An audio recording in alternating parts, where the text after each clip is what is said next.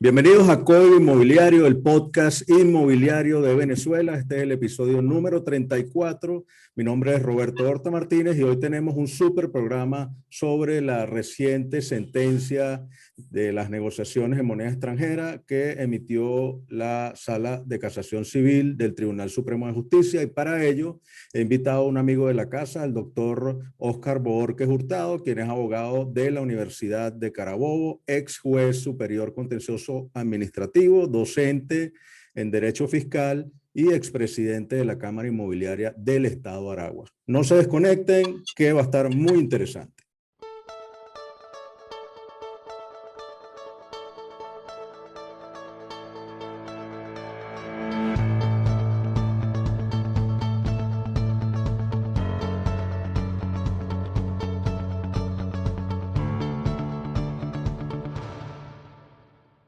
Bienvenido, doctor Bohórquez, a su casa, a Código Inmobiliario.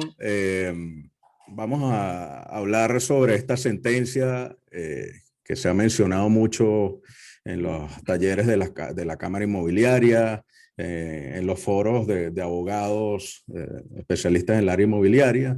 Y bueno, le hago la primera pregunta para darle la bienvenida. ¿De qué trata esta sentencia de la Sala de Casación Civil del 29 de abril de este año? Bien, muchas gracias, Roberto, y un saludo a todos los que nos escuchan y nos ven por tu canal de YouTube.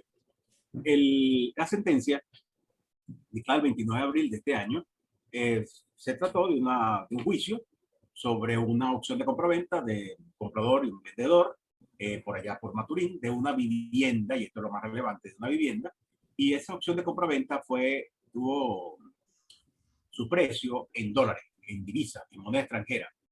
Bueno, hubo un aparente incumplimiento, digo aparente porque estoy hablando de la primera etapa del juicio, un aparente incumplimiento, y hubo una demanda de resolución de contrato de opción de compraventa por parte del vendedor, y finalmente ahí se dio una discusión que ahorita vamos a desarrollar, y finalmente llegó al Tribunal Supremo de Justicia, donde al Tribunal Supremo de Justicia, gracias a una nueva interpretación de lo que es el procedimiento en casación, es decir, el procedimiento que se hace a nivel del Tribunal Supremo de Justicia en este tipo de asuntos, el tribunal no hizo lo que llaman una anulación de sentencia, o sea, una casación y un reenvío, o sea, envío del expediente al tribunal de origen para que volviera a sentenciar, sino que entró directamente a conocer el fondo de la materia y tomó una sentencia de solución de ese conflicto.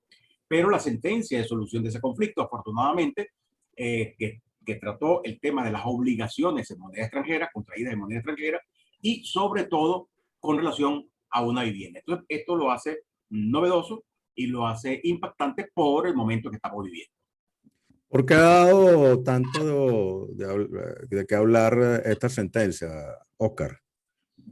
Bueno, justamente por eso, porque la sentencia viene a fijar una serie de criterios sobre la legalidad de las obligaciones contractuales en dólares, en moneda extranjera, y que en Venezuela se están discutiendo muchísimo porque sabe que tenemos un momento de transición desde que se levantó el control cambiario, desde septiembre del año 2018 hasta esta parte, ya vamos a cumplir 3 años de ese evento.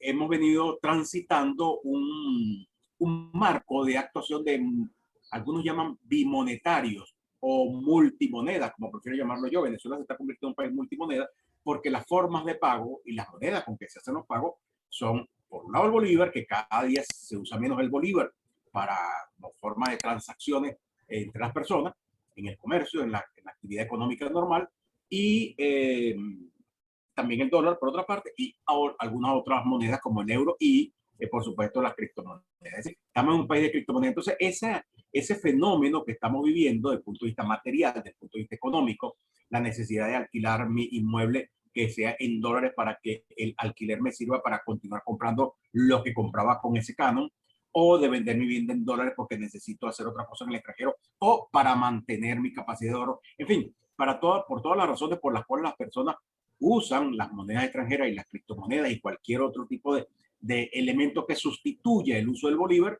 bueno, estamos en un ambiente en donde se hace necesario conocer qué tan legal o qué tan ilegal pudiera ser cualquier operación. Sobre todo porque venimos de un tiempo de algo así como 15 años por lo menos, 15, 18, creo 10, no, más bien de 2003 hasta ahora, algo así como, sí, unos cuantos años, ¿no? Como 17 años, algo así, 15 años. No he hecho la resta, pero lo cierto es que tenemos un montón de años donde tuvimos un control de cambio muy férreo y sobre todo una propaganda, una información de que eso era criminal, de que eso era antipatria, de que eso era, en fin, un montón de calificativos que hizo que muchas personas tuvieran mucho miedo, tienen mucho miedo y muchas de las cosas que en Venezuela se hacen con miedo o se dejan de hacer por miedo. Ese ambiente de miedo, de alguna manera, esta sentencia viene como que a ordenar un poco, al lado de otros eventos que hemos hecho, por supuesto, otros esfuerzos que hemos hecho algunas personas, para ir clarificando este tema legal. Por eso tiene ese impacto tan importante esta sentencia en este momento. Oscar, pero ¿es novedosa esta sentencia o viene a ratificar otros criterios anteriores? Bueno, es una pregunta importantísima, Roberto. Realmente esta sentencia no es novedosa.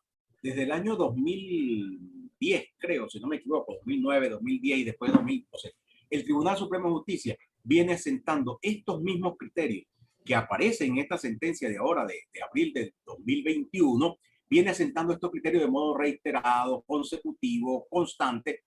Ha habido algunas excepciones, pero la inmensa mayoría, el 95-98% de las decisiones que han salido tanto de la Sala Constitucional como de la Sala, ¿cómo se llama? La Sala de Casación Civil del Tribunal Supremo de Justicia, han estado orientadas claramente con los mismos criterios que esta sentencia trata el manejo de las obligaciones contractuales contraídas para su pago en moneda extranjera. Es decir, que no es novedosa. Lo que sí es muy relevante, y es lo novedoso, es que casi todas esas sentencias que habíamos venido analizando de los años 2010, 2012, 2014, 2017, todas esas sentencias se referían a eventos o a circunstancias en donde no estaba de por medio el pago de una vivienda, de un inmueble para uso de vivienda.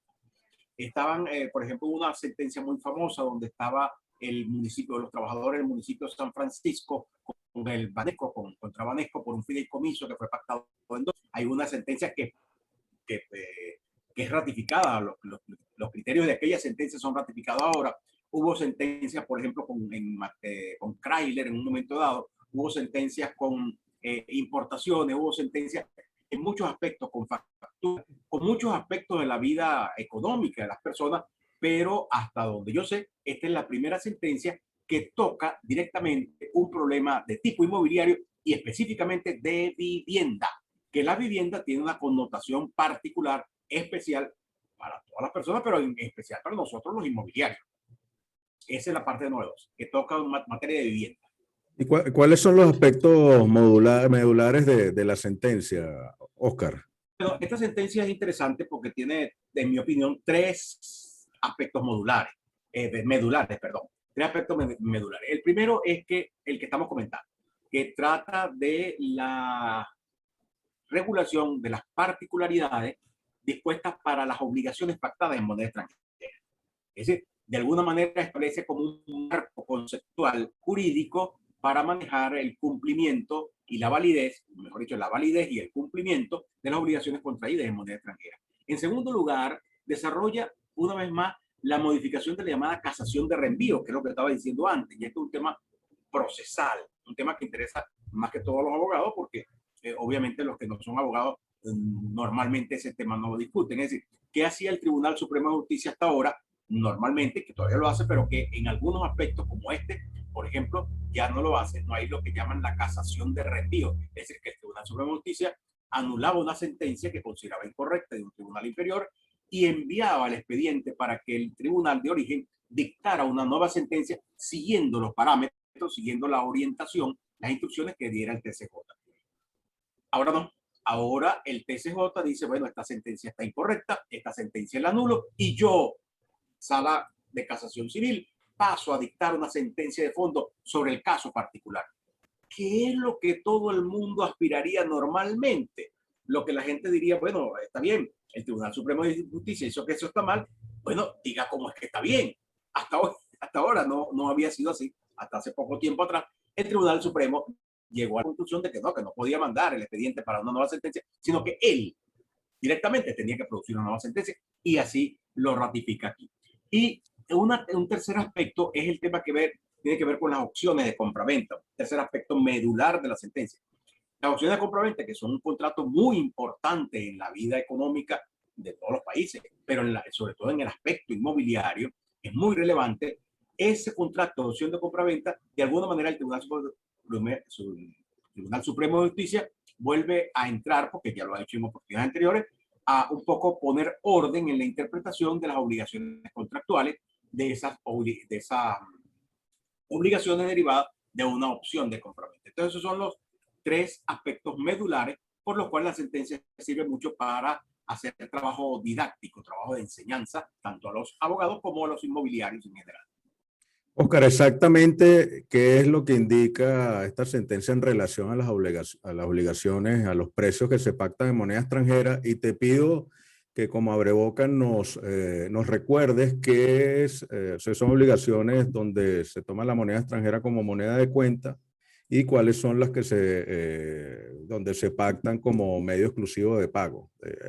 Por favor, recuérdanos eso y amplíanos qué establece la sentencia al respecto. Fíjate, vamos a empezar. Yo he encontrado creo que la forma más fácil de que el oyente o el espectador o el asistente a una charla entienda más fácil esto es plantearlo un poco una secuencia histórica. ¿Qué teníamos en Venezuela antes del 2003? Antes del 2003 teníamos una libre convertibilidad de la moneda. Antes de 2003 digo porque el 2003 fue cuando se impuso el último control de cambio que estuvo vigente en Venezuela. ¿Cuál es la realidad jurídica de las obligaciones en moneda extranjera? Bueno, que podías comprar y vender las divisas que tú quisieras, por el monto que quisieras, con la persona que quisieras y sobre todo con el precio que quisieras. Y podías hacer contratos tanto en bolívares como en moneda extranjera.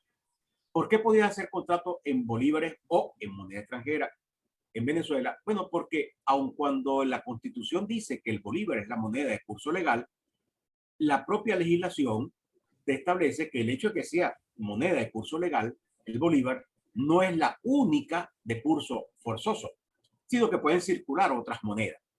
Yo le digo a la gente que eso es como el idioma español. La Constitución te señala que el idioma en Venezuela, creo que dice el castellano, perfecto, es el castellano, pero tú puedes hablar con cualquier otra persona en inglés, en portugués, en italiano, y eso no está prohibido, eso está perfectamente permitido. Es un poco lo que pasa con las monedas. La moneda de curso legal es el bolívar, pero tú puedes, estoy hablando antes de 2003, pero tú podías hacer cualquier operación con cualquier otra moneda extranjera, comprarla libremente por el monto que quisiera, a quien quisiera, y al precio que quisiera. Y subrayo mucho el precio que quisiera. ¿Qué es el precio? La tasa. O sea, tú puedes pactar la tasa, o sea, el monto de la cantidad de bolívar que vas a pagar por cada dólar o por cada euro. Eso es lo que teníamos antes de 2003, cuando se instauró el control cambiario que rigió en Venezuela durante varios años. ¿Y en base a qué? Esto es lo más importante. ¿En base a qué teníamos esa libertad o esa posibilidad legal? En base a una disposición claramente desarrollada en la ley del Banco Central que establece que las obligaciones contraídas en moneda extranjera, el deudor se libera, salvo pacto en contrario, con moneda de curso legal, teniendo en cuenta el tipo de cambio del lugar, el tipo de cambio corriente del lugar y la fecha del pago. Es decir, que si tú te obligabas a pagar una cantidad de dinero en moneda extranjera, en dólares, el momento en que le ibas a pagar, tú podías pagarla en bolívares y liberarte de la obligación pagando en bolívares. Y tomabas en cuenta la tasa de cambio corriente para el lugar, que es Venezuela, y la fecha de pago. Salvo que hiciera un pacto en contrario. ¿Cuál es el pacto en contrario? Bueno, que el contrato, el convenio, donde asumiste la obligación, dijera que me vas a pagar necesaria e inevitablemente y exclusivamente con la moneda extranjera. Ese es el pacto en contrario. Bueno, esa diferencia de la posibilidad de pagar la obligación en moneda extranjera, pagarla con bolívares al tipo de cambio corriente para la fecha y lugar del pago, o pagarla obligatoriamente en la propia moneda extranjera, y ese es el pacto en contrario.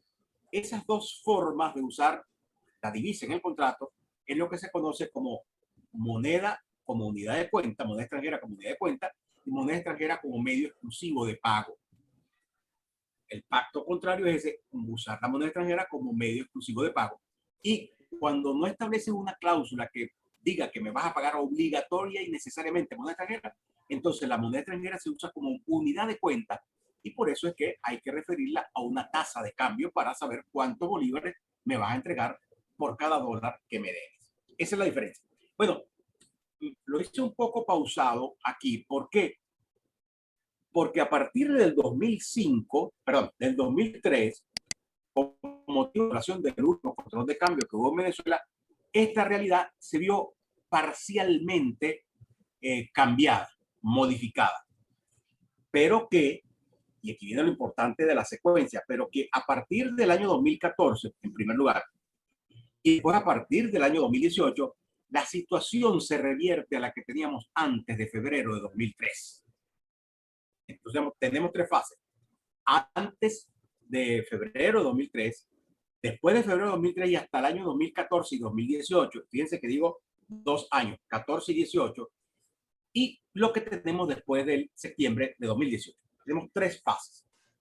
¿Qué pasó? Ya sabemos lo que era la primera fase, libre convertibilidad de la moneda. Tú te puedes obligar en moneda extranjera tranquilamente, y tiene, la moneda extranjera puede ser unidad de cuenta o moneda medio exclusivo de pago. Una pregunta práctica, Oscar. Como sabemos, hay operaciones que inmobiliarias que no solo se realizan con transferencias bancarias en el exterior, sino también hay transacciones que se pactan en efectivo. Pregunto, ¿podrían las partes también acordar la forma de pago de la moneda extranjera cuando es medio exclusivo de pago, o sea, establecer en una promesa bilateral: mira, me tienes que pagar tanto en efectivo, tanto en transferencia? ¿O podría también el comprador, el promitente comprador, liberarse de alguna de las dos maneras en vista de que es moneda extranjera? ¿Cómo lo ves ese caso? Si se trata de un contrato donde una de las partes tiene domicilio en el extranjero, ese contrato podría ser considerado como un contrato internacional. Y en esos casos, la legislación internacional señala que la legislación aplicable, en primer lugar, por supuesto, lo que dice su contrato, pero si hubiese alguna duda, alguna vacío, alguna cosa, se aplica la del domicilio del acreedor. Entonces, bueno, habría que ver cuál es el domicilio del acreedor para regular ese tipo de cosas. Pero en términos generales podemos decir que si tú haces un contrato con personas domiciliadas en países diferentes, uno de ellos Venezuela, puedes perfectamente colocar la moneda extranjera como unidad de cuenta, o la puedes colocar también como medio exclusivo de pago, pero tienes que decirlo en tu propio contrato. No sé si responde a la inquietud. No, pero me refiero al tema de si es exigible, si se pacta, por ejemplo, que se ha pagado el precio en una transferencia y el promitente comprador después llega con efectivo, porque ese es un tema importante en las negociaciones. Bueno, esa es la modalidad de pago. La modalidad, así es. Si la modalidad de pago se acuerda con una transferencia, los abogados sabemos, por un principio básico que está en el Código Civil, que las obligaciones contractuales han de cumplirse tal como fueron contraídas. Si fueron contraídas por como transferencia, no tienes que hacer la transferencia. Si no haces la transferencia, estás incumpliendo la forma en que debe ser cumplida la obligación de conformidad con el contrato. No la estás cumpliendo. Si la estás cumpliendo de una manera distinta, no la estás cumpliendo. Porque sabemos, Oscar, que muchas veces el efectivo es una papa caliente. A veces un comerciante recibe efectivo en su negocio y quizás hasta quiere comprar un inmueble para salir del efectivo, pero muchas veces los compradores quieren transferencia. Entonces ese es un tema interesante que por lo que nos mencionas, habría que pactar muy bien en los contratos para que no haya sorpresa. Aparte que la bancarización es otro tema. La bancarización de un efectivo muchas veces tiene costos financieros, un 1, un 3%. Entonces, gracias por aclararnos ese punto. Por supuesto que ese es todo un tema, y incluso sobre todo ponerse de acuerdo. Te firmo primero y tú me transfieres y yo te firmo después. Entonces ahí hay que hacer a veces un fideicomiso. El fideicomiso en el extranjero cuesta dinero. El fideicomiso, para los que nos están escuchando, básicamente es un compromiso que se hace a través de un banco, y el banco da garantía de que cuando se cumple una obligación por uno lado, él entrega el dinero, y si no se cumple la obligación de firmar, él no entrega el dinero, pero el que está vendiendo sabe que su dinero está garantizado y que no se lo van a devolver al comprador hasta que no se verifique el cumplimiento o no de las condiciones contractuales. Pero eso cuesta dinero el abogado y cuesta dinero el banco. Okay. Así es, eso lo que tú mencionas es lo que se llaman las escrow account, las cuentas de fideicomiso, pero en la práctica, en mi experiencia, cada vez que planteo esa opción, no está claro quién tiene que asumir el costo del fideicomiso, el costo que cobra el banco o el bufete en el extranjero que lo va a hacer. Es un tema contractual, es un tema convenir, ¿no? Es un tema convenir, y es parte de lo que tienen que negociar las partes cuando van a hacer una operación. Pero bueno, entonces estábamos diciendo lo que trae esta sentencia, en esencia, es que, para entenderlo, hicimos lo que teníamos en Venezuela antes de febrero de 2013. O sea, hasta que llegamos al día del final del paro petrolero que hubo desde el 2 de diciembre de 2002 hasta el 2 de diciembre al 2 de febrero de 2003. Que posteriormente a esa fecha fue cuando el presidente de la época, que en paz descanse, fue cuando ordenó al ministro de Finanzas que hiciera el convenio cambiario número 1 con el presidente del Banco Central para esa época, y lo hicieron, y a partir de allí empezó el último control de cambio que tenía. ¿Qué estableció ese control de cambio? Básicamente, lo que estableció ese control de cambio básicamente es que se restringían las operaciones, la compra-venta de divisas libremente, y que tenían que ser hechas a través del sistema que estableciera ese convenio cambiario o los convenios cambiarios que en sucesivas oportunidades iban a ir siendo dictados. Básicamente es lo que se conoció como CADIVI, Comisión de Administración de Divisas, es decir, que tú para comprar dólares única y exclusivamente lo podías comprar a través de ese sistema. Si lo hacías fuera de ese sistema, también era legal la compraventa de divisas, pero eso sí, no podías pasarte de $10,000 al año en una o varias operaciones, en un periodo de un año.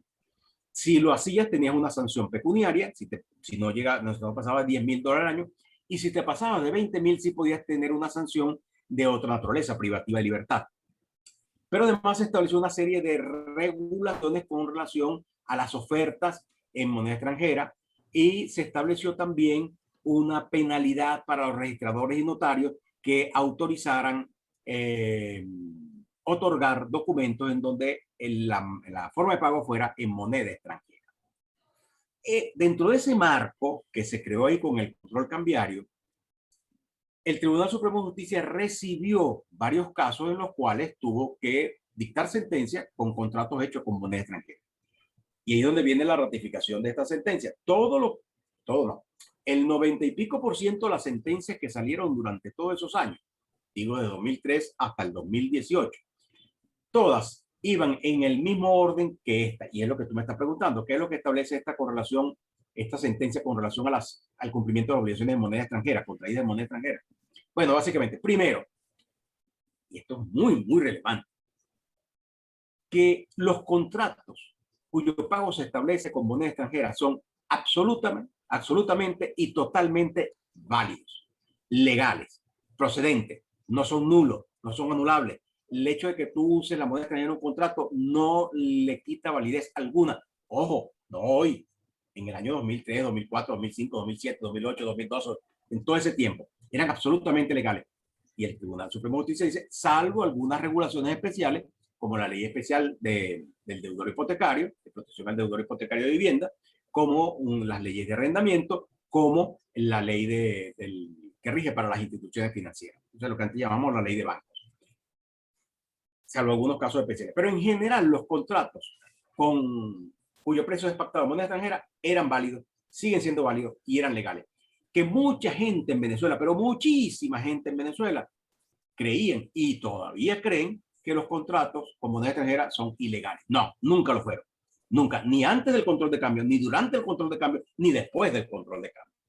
Oscar, una pregunta, ya que mencionaste a los notarios y registradores y visto este criterio que asienta el Tribunal Supremo, ya deberían todos los registradores y notarios aceptar todos los contratos inmobiliarios en moneda extranjera, porque, bueno, en la práctica, en Caracas por lo menos, muchas notarías aceptan promesas bilaterales en moneda extranjera, pero ya cuando vas a registrar la compra-venta en el registro inmobiliario, no te aceptan el documento en moneda extranjera, cosa que a mi criterio es perjudicial porque al final entonces el precio que va al registro quizás no se corresponde con la realidad y al final el Estado pierde tributos a cobrar allí en impuestos sobre la renta, en aranceles, etc.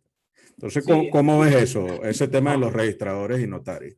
fíjate, no, yo no tengo ninguna duda de que no solamente desde que se levantó el control de cambio en septiembre de 2018, sino que antes incluso de esa fecha, porque la modificación de la ley contra ilícitos cambiarios, cuando en 2014, por eso hago mucho énfasis en el año 2014, cuando en el año 2014 la ley cambió de ley contra ilícitos cambiarios a ley del régimen cambiario y sus ilícitos, también cambió de filosofía, autorizó esa ley, entre otras cosas, o sea, quitó, entre otras cosas, las sanciones a registradores y notarios por autorizar el otorgamiento de contratos con moneda extranjera. Sin embargo, en la mente de los registradores y notarios, en la mente de los funcionarios del CENIAC y en la mente en general de los ciudadanos, pareciera que esa sanción nunca fue quitada. Y todavía los registradores y notarios actúan como que si esa sanción prevista en la ley, que estuvo prevista en la ley, todavía existiese y no existe desde el año 2014. Claro, por supuesto, con esta sentencia, siguiendo la pregunta tuya, con esta sentencia, obviamente está mucho más claro que los contratos en moneda extranjera, salvo excepciones particulares, son absolutamente legales y absolutamente procedentes. Entonces, no deberían los registradores y notarios paralizar una opción de compraventa o una venta porque el precio del bien haya sido colocado en moneda extranjera.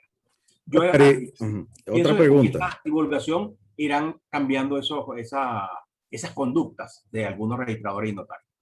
Otra pregunta en cuanto a las leyes especiales, porque sigue vigente la ley del deudor hipotecario que expresamente prohíbe registrar hipotecas en moneda extranjera. ¿Qué impacto tendría esta sentencia en esa ley o en esa Bueno, regulación? fíjate, este punto es muy relevante en la sentencia porque esa ley especial de protección al deudor hipotecario de vivienda estableció que en los contratos de venta de vivienda con moneda extranjera estaban prohibidos. Y además decía que, sobre todo referido a la hipoteca, es decir, cuando hubiese una hipoteca, cuando hubiese un saldo del precio no pagado y para garantizar el pago del saldo del precio, se establecía una hipoteca sobre el inmueble. Esa hipoteca estaba totalmente prohibida, estaba y está, sigue estando totalmente prohibida. El Tribunal Supremo de Justicia, en esta oportunidad, la sala de casación civil, señala que la opción de compraventa es perfectamente válida, aunque sea de vivienda y que sea en moneda extranjera. Es decir, que esa prohibición de la ley del deudor hipotecario de vivienda quedó, digamos, como desaplicada en términos generales, más no así cuando hay una hipoteca. Este punto no está muy desarrollado en la sentencia, pero se entiende, se puede entender que si tienes hipoteca, ahí sí no me puedes registrar el documento como moneda extranjera. Ahora, si no tienes hipoteca, si la venta es de contado, entonces sí me lo puedes registrar como una venta con el precio en moneda extranjera. Hay que tener mucho cuidado que aunque, para los que no son abogados, que aunque no se constituya formalmente, escrituralmente la hipoteca, si queda un saldo del precio sin pagar, se conforma, se abre una hipoteca, se verifica una hipoteca que se llama hipoteca legal. Entonces, cuando hay un saldo de precio no pagado en el documento, bueno, ahí hay una hipoteca. Entonces, tampoco en ese caso, aunque no diga que se está constituyendo hipoteca convencional de primer grado o de lo que sea, de todas maneras estaría sujeto a la prohibición. Y es muy importante este punto porque, por lo que estamos viviendo, nosotros tenemos, yo he dado conferencias de este tema en muchas ciudades del país y en muchas de ellas me han dicho los constructores que están financiando viviendas, construcción de viviendas nuevas, por supuesto, de alto poder de compra, o sea, viviendas de lujo, en moneda extranjera. Es decir, hacen el pacto de opción de compra-venta en moneda extranjera, le financian a la gente e incluso, algunos casos, hasta le financian parte del precio con unas letras de cambio, que está consignada en moneda extranjera. Pero el documento en el registro aparece como que si ya pagaron totalmente. Entonces, se queda sin garantía hipotecaria. Este fenómeno económico puede ser corregido fácilmente con una modificación de esa ley del deudor hipotecario o con una ley especial que sustraiga las nuevas viviendas de esas prohibiciones de la ley de protección al deudor hipotecario y permita el registro de hipotecas de moneda extranjera, lo cual está evidentemente en perfecta sintonía con toda la legislación que se ha venido haciendo en Venezuela desde septiembre de 2018 y que sobre todo se ha venido reforzando en los últimos meses. Y eso daría, Oscar, también una oportunidad de reactivación de la promoción de vivienda en vista de, bueno, la ausencia casi total de los créditos bancarios para residenciales. Entonces, bueno, si se abriera por lo menos la posibilidad de hacer hipotecas en moneda extranjera, eso reactivaría una cantidad importante de proyectos de vivienda que actualmente no se están haciendo. Enormemente. Igual que ya yo creo que tuvimos bastantes años, del año 2012 hasta ahora, ¿verdad? Ya van como 8, 9 años de la ley de arrendamiento de vivienda.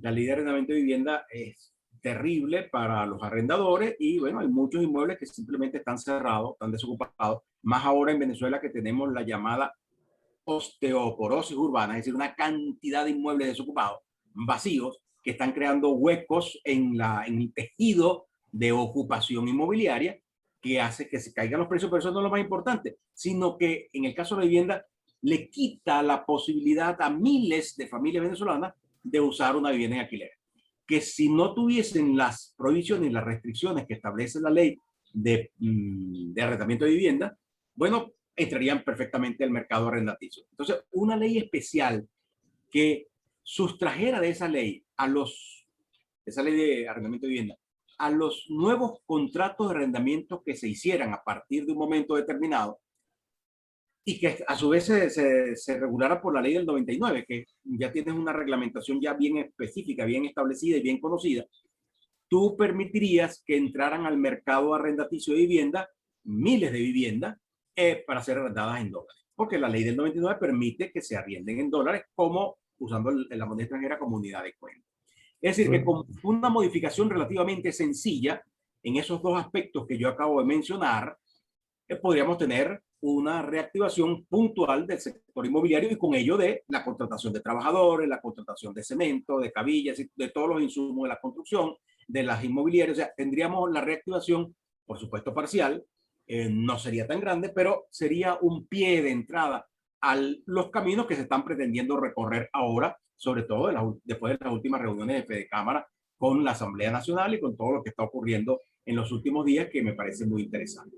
Entonces, en resumen, habría que modificar la ley de arrendamientos de vivienda, la ley del deudor hipotecario. Yo también agregaría el artículo que prohíbe los cánones de arrendamiento en moneda extranjera en la ley de arrendamientos comerciales, claro, que sigue vigente.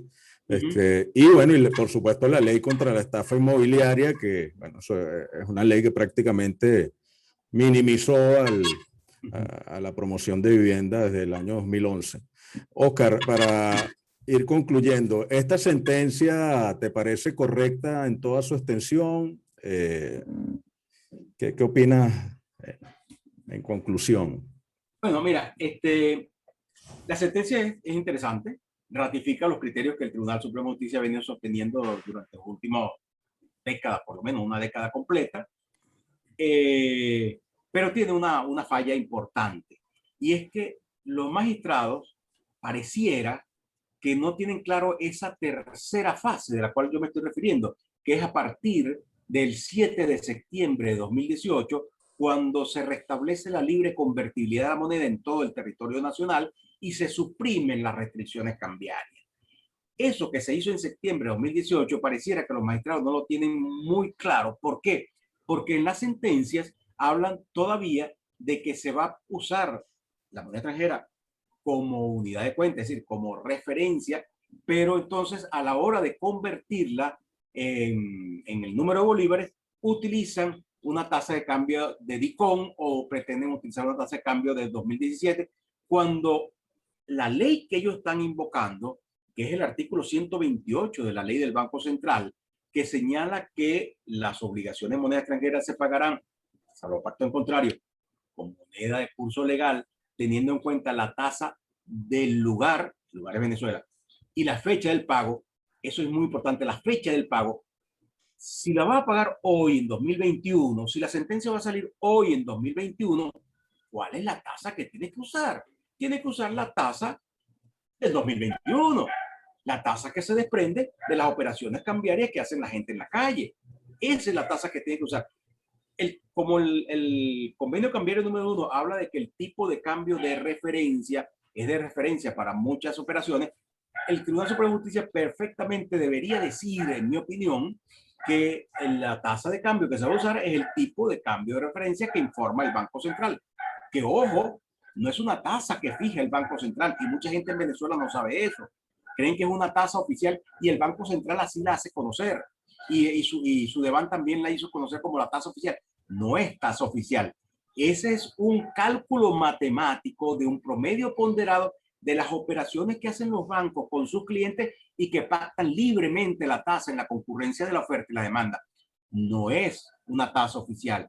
Es una tasa que el Banco Central calcula con base a la información que le dan los bancos e informa al público cuál es ese promedio ponderado del día anterior, pero no la fija el Banco Central. El Banco Central no tiene ninguna competencia en este momento para fijar la tasa de cambio.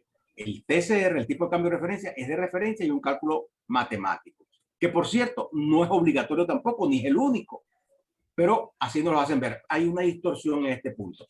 Pero lo cierto es que los magistrados, en vez de ordenar que el cálculo de la obligación de moneda extranjera se haga la tasa de cambio de la fecha de pago, tal como dice el artículo 128 de la ley del Banco Central, que es el que ellos están invocando para hacer todo el análisis que han hecho durante estos últimos 10 años o 12 años, bueno, se olvidan de eso, de ese criterio, se olvidan de que el control de cambio fue absoluto y totalmente derogado, quedaron solo algunas obligaciones para transportistas y empresas de turismo, pero que tenemos nosotros la libre convertibilidad de moneda, la libre realización de los contratos usando la moneda ya sea como unidad de cuenta o como medio exclusivo de pago. Todo eso está en ese convenio cambiario número 1 y los magistrados lo desconocen, y digo que lo desconocen porque en la sentencia se habla de que en Venezuela está vigente un control de cambio y por ello entonces eso establece restricciones para la consecución de la moneda extranjera, razón por la cual entonces hacen todo lo que hacen.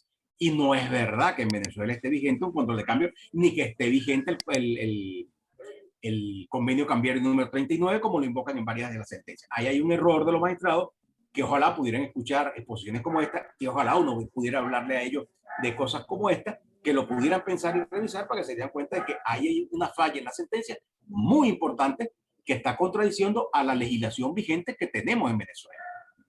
Oscar,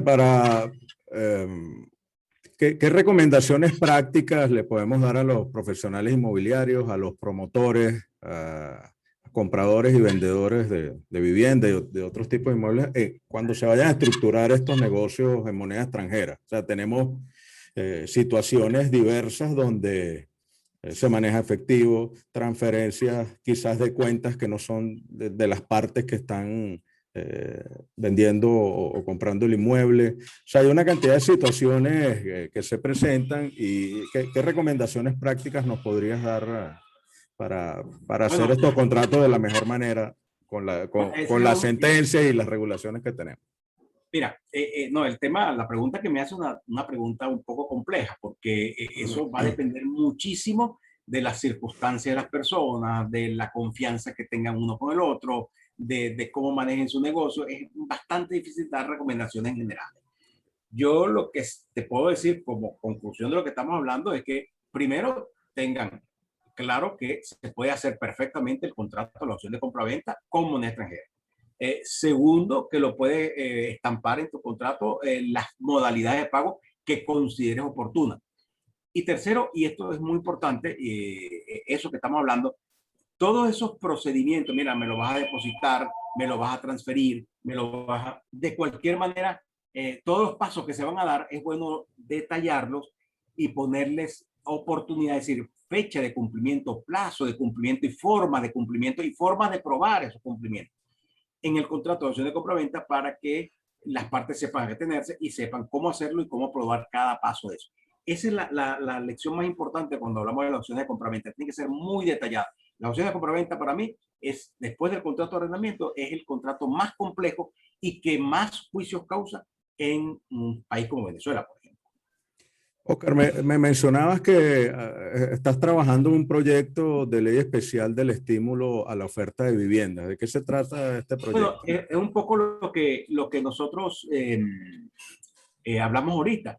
Estoy trabajando porque unas personas que están ligadas a la Asamblea Nacional, yo les comenté lo que nosotros hablamos en este momento, de que era posible, digamos, engancharse o empalmarse en el proceso de apertura que viene ocurriendo en Venezuela desde el punto de vista económico, con toda esta legislación que tiene que ver con con el tipo de cambio, con la liberación del control de cambio, y que se podía empujar la construcción de vivienda y la inclusión de vivienda en el mercado arrendaticio con una ley especial, y es muy importante esto por el tema del mecanismo y todo lo que hay que cambiar, una ley especial de estímulo a la producción y comercialización de vivienda, que consistiría básicamente en esa modificación que tú mismo resumías, sacar a las nuevas viviendas que se construyen de la ley de protección al deudor hipotecario, sacar las nuevas viviendas que se arrienden de la ley de arrendamiento de vivienda